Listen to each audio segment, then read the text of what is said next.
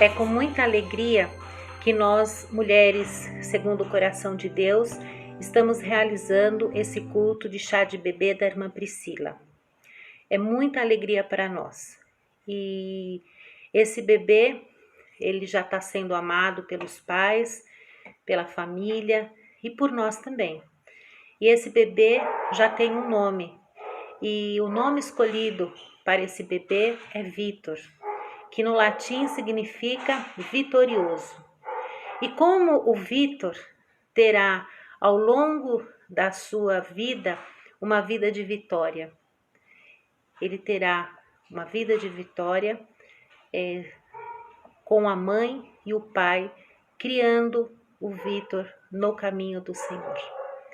E nós temos aqui, à luz da palavra de Deus, alguns pontos importantes para a gente estar meditando. Eu gostaria agora de estar orando. Senhor Deus e Pai, Deus Todo-Poderoso, esteja neste momento de meditação da Tua palavra. Que esta palavra possa cair no coração de cada mulher, possa cair no coração da Priscila e que possa trazer frutos. Eu oro assim, em nome de Jesus, amém. Há muitos e muitos anos atrás, no Velho Testamento e no Novo também, tivemos muitos homens valorosos, homens de guerra, homens que ganharam e venceram muitas batalhas. Mas, em contrapartida, eles não tiveram muito sucesso na criação dos filhos. E podemos citar alguns deles, né? Eli, Jacó, Samuel. Eles não tiveram êxito na criação dos filhos. E isto pode estar ocorrendo nos dias atuais. Existem muitas mães, muitos pais que têm completo sucesso na vida profissional, na vida acadêmica, mas estão fracassando como pais.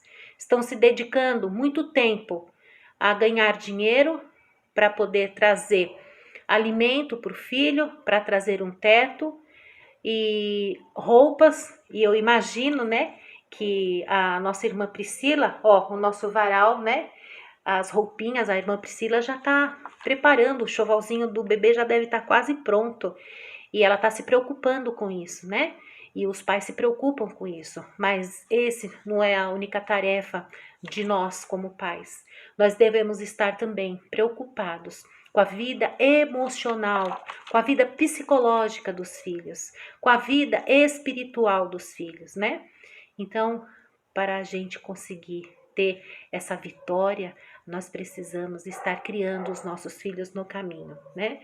Então, com todas essas atividades que os pais têm, foi se perdendo o hábito de fazer as refeições juntos com os filhos, de estarem reunidos na mesa, né? Isso aí faz falta. Isso faz muita falta. É um momento essencial, é um momento primordial.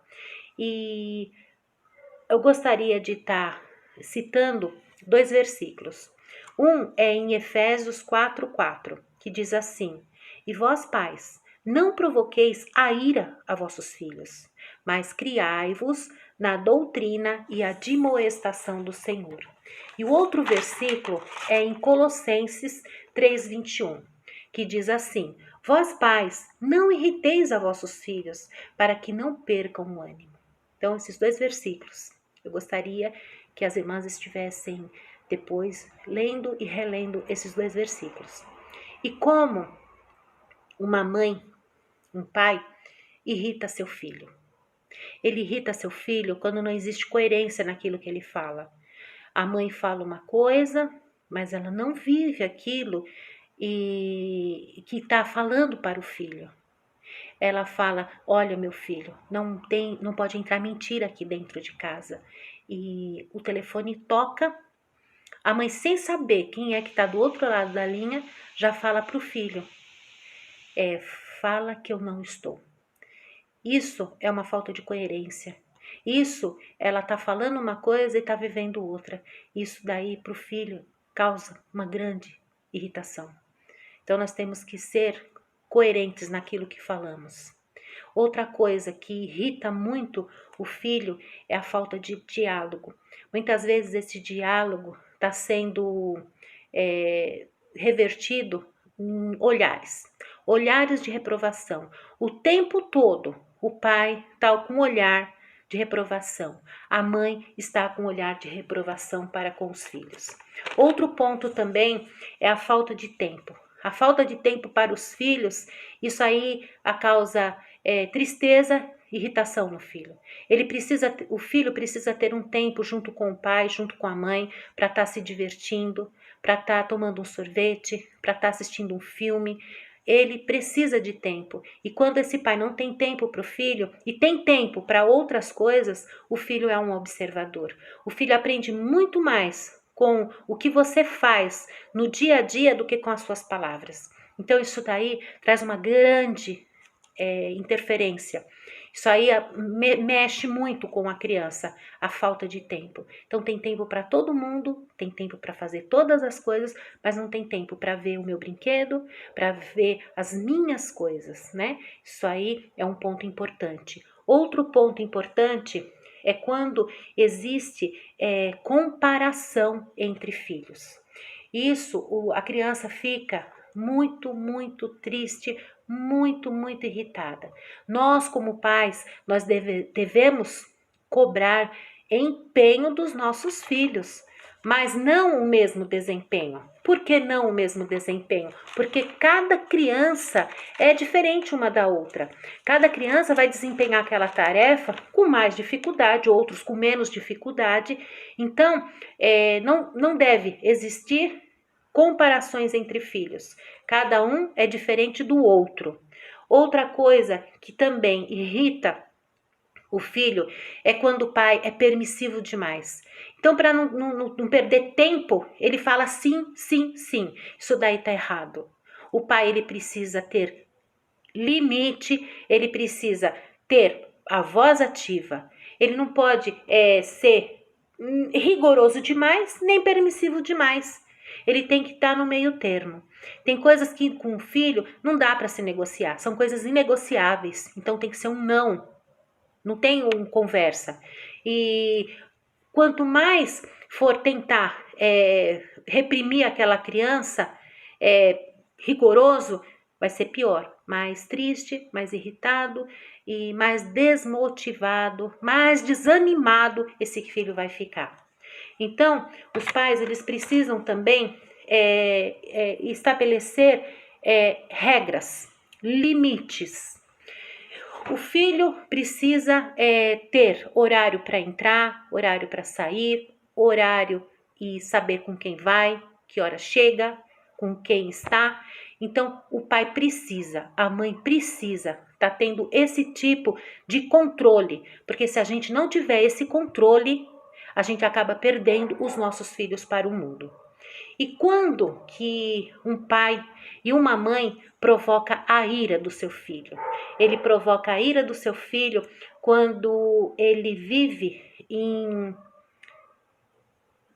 completa repreensão. O tempo todo é aquela repreensão, é aquela tensão. Isso daí vai gerando raiva no coração da criança. Então, o filho chega todo feliz falando: pai, mãe, tirei 9 na prova. Aí o pai chega e fala assim: você não fez nada mais do que sua obrigação, porque você só faz isso, você só sabe estudar. Você tinha que ter tirado 10. Isso aí é um balde de água fria para o filho. Então, o que o filho precisa? Ser estimulado. Meu filho, parabéns, você tirou 9. Eu tenho certeza que se você, na próxima prova, estudar um pouquinho mais, você vai tirar 10.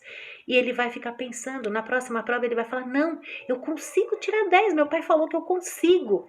Então, é esse estímulo que a gente tem que dar para os nossos filhos, em todos os sentidos. É esse estímulo que nós temos que dar. E outra coisa também que acaba provocando a ira no nosso filho é quando usamos palavras ásperas, palavra com grosseria, palavra que machuca e fere lá dentro, o íntimo, grito. Isso aí fere muito uma criança. E a agressão física. acaba trazendo raiva para a criança, acaba trazendo ira. Então nós devemos estar sempre corrigindo nossos filhos, mas com muito amor, muito amor. Então, os pais, eles precisam estar o tempo todo, eles se vigiando, para poder estar na condução e na criação dos nossos filhos. Então, existe filhos que são peraltas e filhos que têm rebeldia. E existe diferença entre peraltice e rebeldia.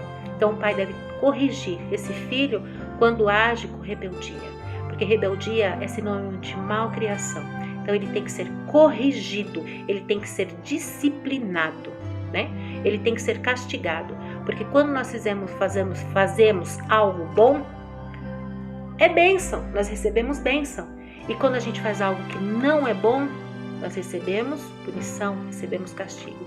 Isso os nossos filhos têm que observar, eles têm que estar atentos a isso, né? E outro ponto que está lá no versículo, que está escrito assim, que nós temos que admoestar os filhos no Senhor. Então, a admoestação não é disciplinar. A admoestação é exortar com palavras. Sentar, olhar olho no olho do filho, da criança, conversar, explicar e saber dizer não, com firmeza, mas com amor. Nossos filhos, eles precisam conhecer mais de Deus através de quem? Através da mãe, através do pai.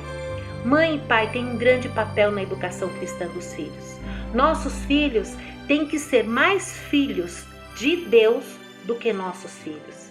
Nós temos a obrigação de ensinar o filho o caminho. E este caminho é Jesus Cristo. E para terminar este nosso momento de culto, eu quero deixar Provérbios 22, o versículo 6. Instrui o menino no caminho em que deve andar, e até quando envelhecer, não se desviar dele. O Vitor vai ser uma criança vitoriosa para o resto da vida, se ele for criado nestes princípios, se ele for criado no caminho, que é o caminho do Senhor. Então, com essas advertências, o Vitor terá sucesso. E a Priscila será uma mãe que vai receber do Senhor a honra, porque é esse o nosso dever como os pais: cuidar, ensinar e admoestar os nossos filhos. Que Deus esteja abençoando a cada uma de nós, esteja abençoando, e que Deus esteja conosco na nossa caminhada como mãe e como pai. Que Deus nos abençoe.